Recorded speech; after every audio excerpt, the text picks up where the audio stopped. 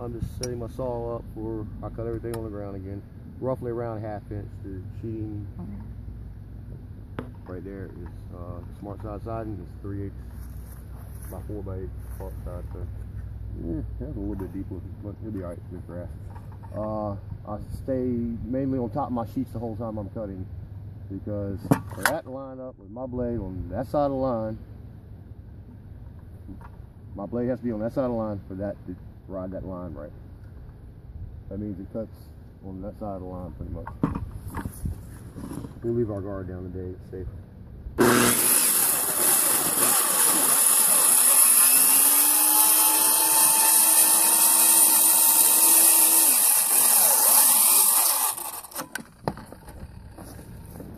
And yes, I rev my saw up a lot. It gives me better cutting power. It just makes it easier. And yeah, I was cutting in the dirt. Note the dirt down there. I want to lessen the depth of my blade right now. It looked too deep anyway, and I knew it. Let's go with that.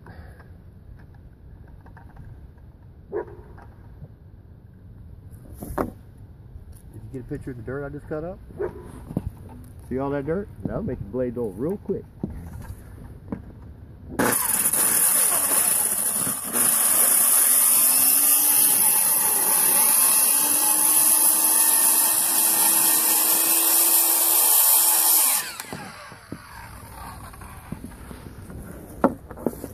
We're going to finish the sheet while we're here. This would be the third sheet if I didn't have that one pre-cut. And this is the sheet that we have to cut the underlap off of.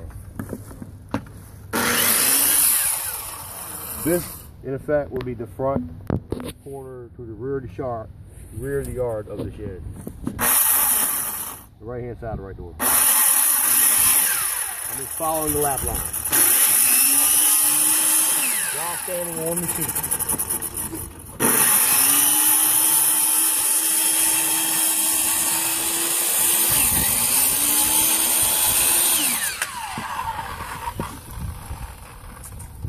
And since we're on the side, we'll just go ahead and cut these angles on the rear view, standing on the sheet that we intend to keep the whole time.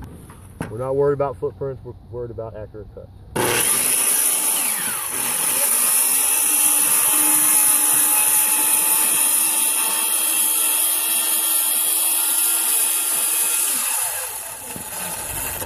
Right here, I'll do a little cut right here, like this. Just from the lap line back down this way, or there will be a little point sticking off where the underlap's at later on when I put it together.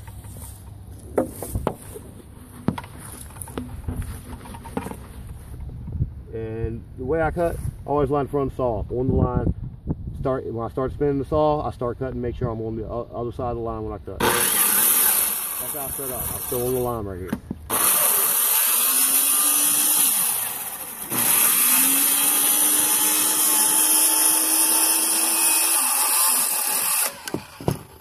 And we have to cut this underlap off of this sheet as well. This is the rear of the shed, the rear sheet section that we're cutting.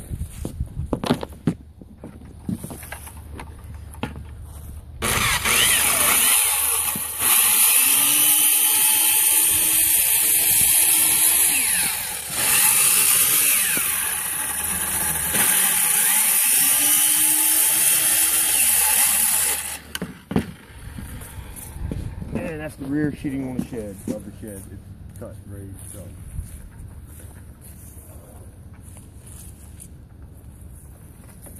Alright, we're going to cut the peak section out of the front of the shed. We're going to go ahead and we'll cut the peak first on the sheet. In essence, what we're doing is not having to cut this little extra piece off there for no reason.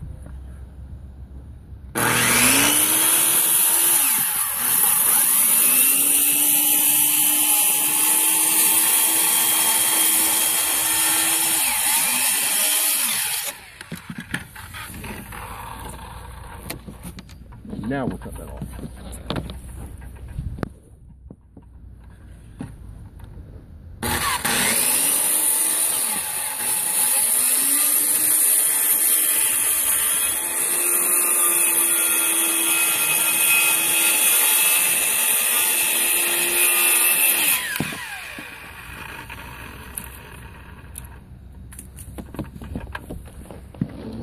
feet before we mess with the doors.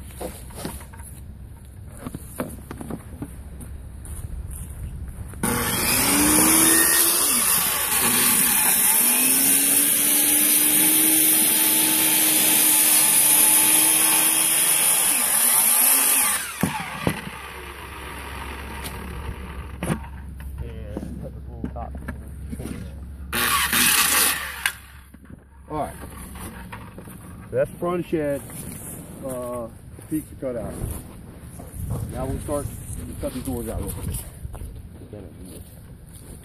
We'll start right here on the right hand bottom, and we'll go all the way around it in a counterclockwise rotation so I can stay outside the doors themselves with my cut, pretty much.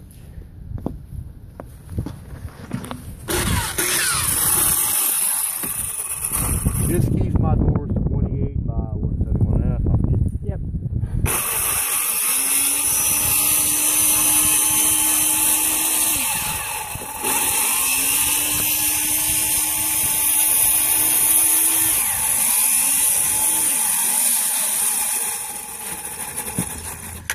Come over here.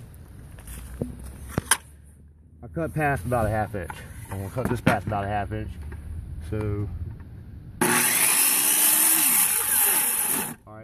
that means our corner is all the way cut out. On certain things we don't like overcutting like that. On this it doesn't matter.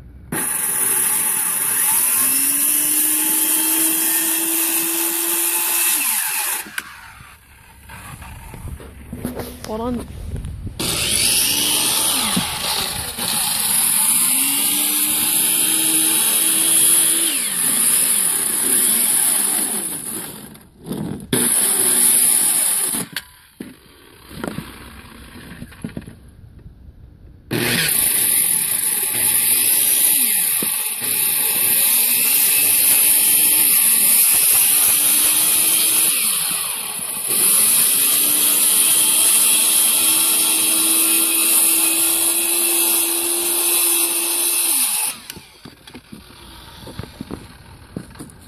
Alright, this is one spot where I do cut the bottom of the sheeting, and I tell my customers paint it good. Basically because I'm cutting with a circular saw, I'm not as accurate as any factory edge is going to be because I'm using a circular saw, and that allows me to, when I install the doors, if there's a little wave there, it continues down to the door and lets things run just a little bit better up there. So what I'm going to do is pop these a little bit closer like this, out of the corners. I'm cutting 1/4 inch off the bottom, 1/4 inch off the bottom, a fat 1/8 off this edge. The reason for that 1/8 is put that door in.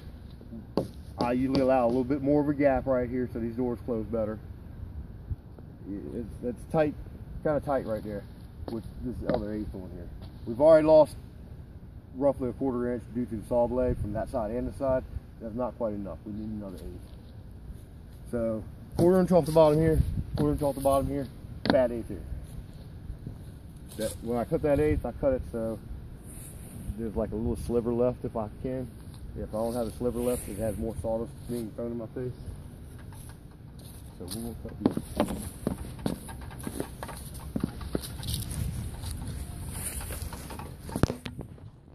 A 1/4 inch will leave you an 1/8 inch piece dropping off. Pretty much like that.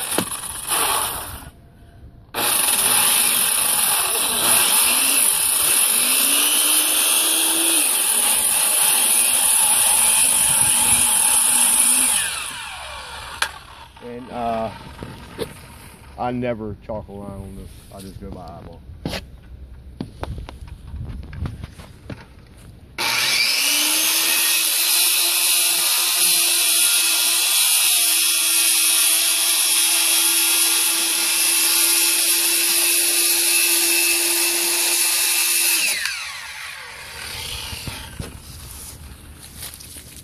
And that should be around 1/4 inch. 1/8 inch for the saw blade, 1/8 inch later.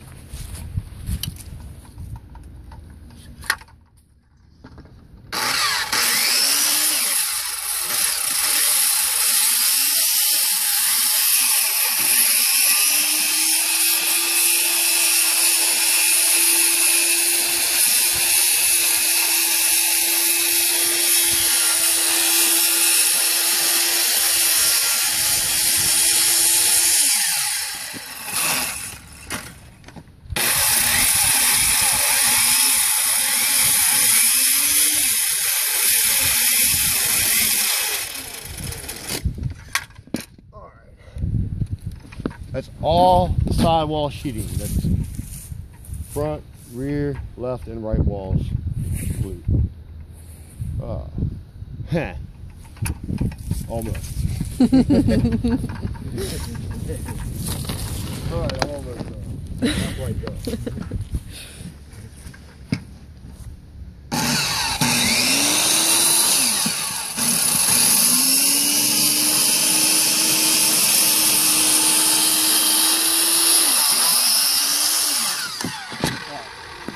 Again,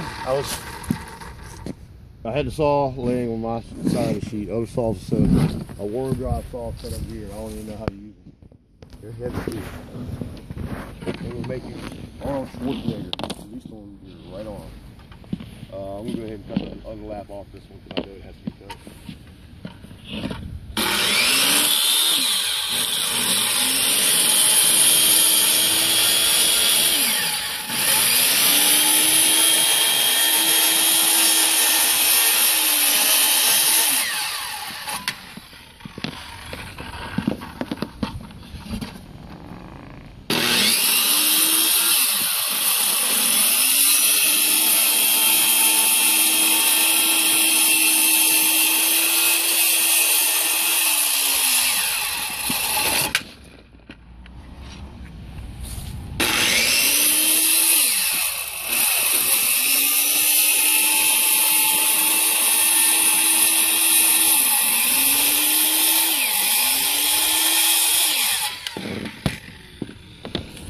Alright, now that's everything cut.